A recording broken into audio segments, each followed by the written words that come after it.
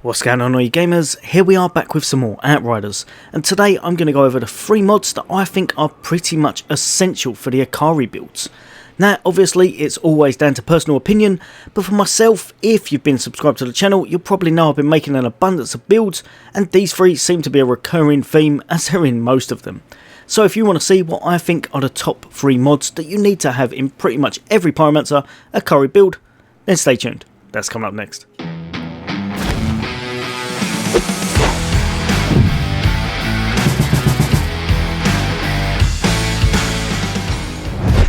Welcome back, all you guys and girls. As always, for all things gaming, for all things Xbox, and of course a lot more hints and tips, builds and guides and fun gameplay for Outriders along the way, then why not hit that subscribe bell icon. But for today I'm here to show you 3 mods that I think you could quite easily, especially if you're struggling in any way. So say for example you're struggling to clear content or you're finding things a bit more difficult, these 3 mods will hands down make it so that you are, well, say make it, they will allow you to kind of build around them. I would say use these as a free core piece and then build around them and adapt the build to however you want to play. But these 3 seem to be the strongest mods for the Acari Pyromancer. Now 2 of them are really easy to get, you should be able to get them no matter what, and they will help you in abundance. The last one is down to RNG, you're going to need a bit of luck, but once you do get it, honestly, you will really notice the difference. It will really make such a big difference in your build. You'll go from struggling or just about clearing to clearing really easy. Right, so what's the mods? Handstand, one of, if not the best tier 1 mod in the game, and that one is this one just here, whenever I can find it. Just there. Burnt Out. Now on the Acari Pyromancer, and in nigh on most builds at the moment with a Pyromancer, because you kind of have to use Acari to kind of get anywhere. Hopefully they'll change things up in the future, but 9 times out of 10 most people will be using the Acari set currently. Because you're using the Acari set, you're going to be using Heatwave. If you're using Heatwave and you haven't got this on, honestly, you're doing yourself a bit of a disfavour. This right here means that you can absolutely net some massive damage without actually trying, because you're going to be applying those heat waves. You're going to be making sure that everything's on fire. You might as well be giving them the extra damage. Heatwave. Damaged enemies take 25% more damage for 8 seconds. Now the great thing about this is it stacks. So if you've got 1 of them, it's 25%. If you've got 2, 50%. If you've got 3 applied, obviously you're going to do 75% more damage.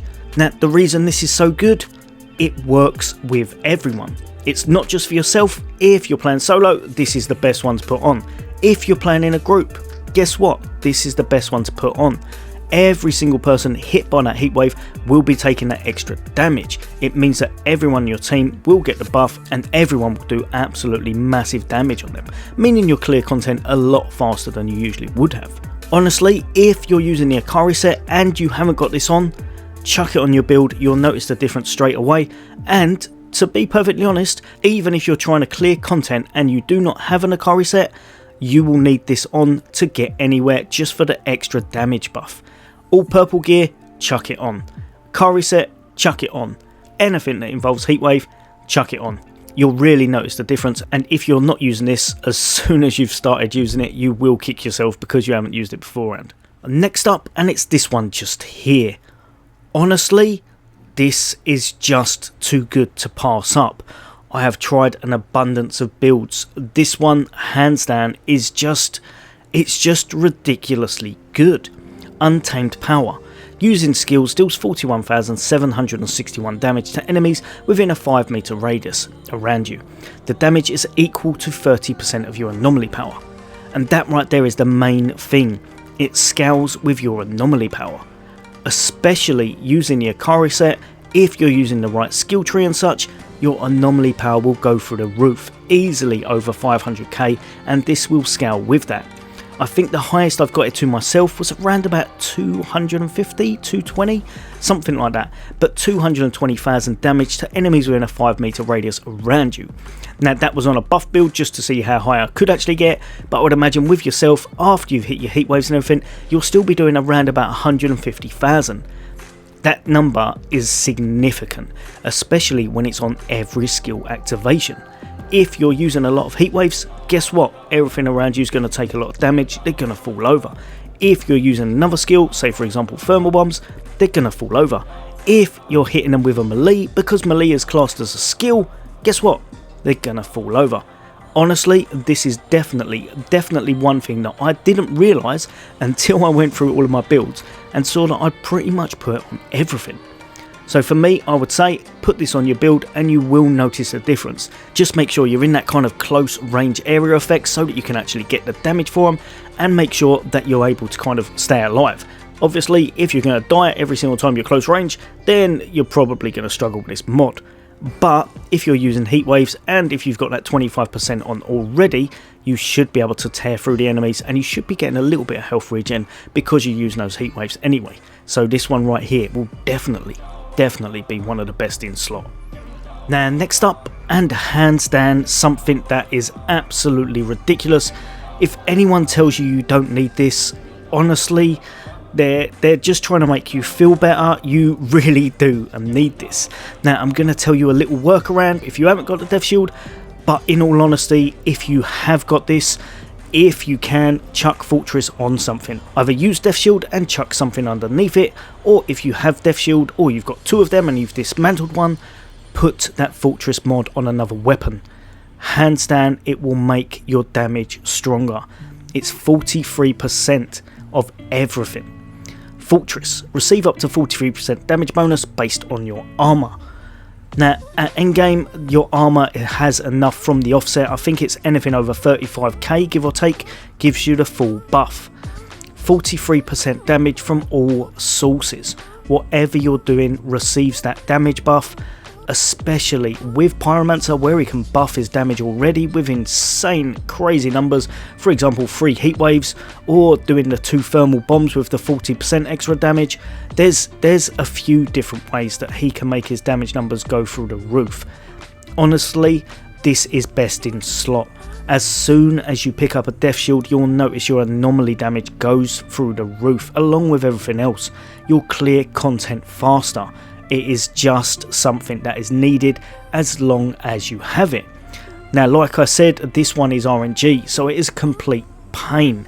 However, one workaround for it, I would honestly say, with all of the damage you do from your acari set and from your pyromancer, and even if you're not using the acari set, so say for example the 3 heat waves with the 25% that I said earlier, if you haven't got this, try to chuck on anything that's going to do a big air effect to everything you've applied that damage to.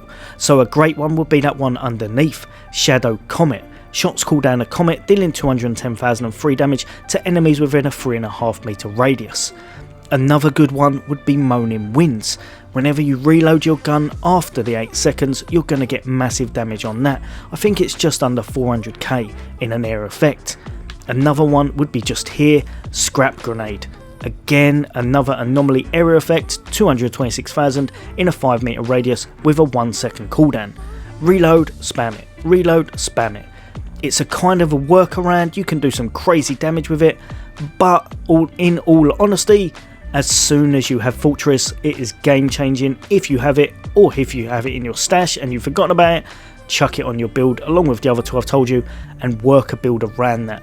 Honestly, those 3 mods are best on the pyromancer, and they just work in pretty much nigh on 99% of builds, as long as you're using the Heatwave, of course. Alright, well you guys and girls, I'm sure I've taken enough of your time. You may well have known all that, you may not have known some of it, but honestly, for myself, I just thought I'd put it out there because I find myself putting those 3 particular mods on pretty much every one of my builds.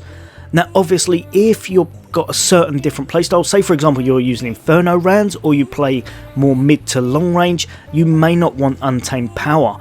I think you will miss out on a bit of damage. I'm not going to lie, Untamed Power is just too good. It is one of the best mods in the game. But I would swap it out for probably twice as hot if you're playing at a bit of a distance. But as always guys and girls, I hope that's helped some of you. For all things gaming, for all things Xbox, take care. I'll see you on the next day.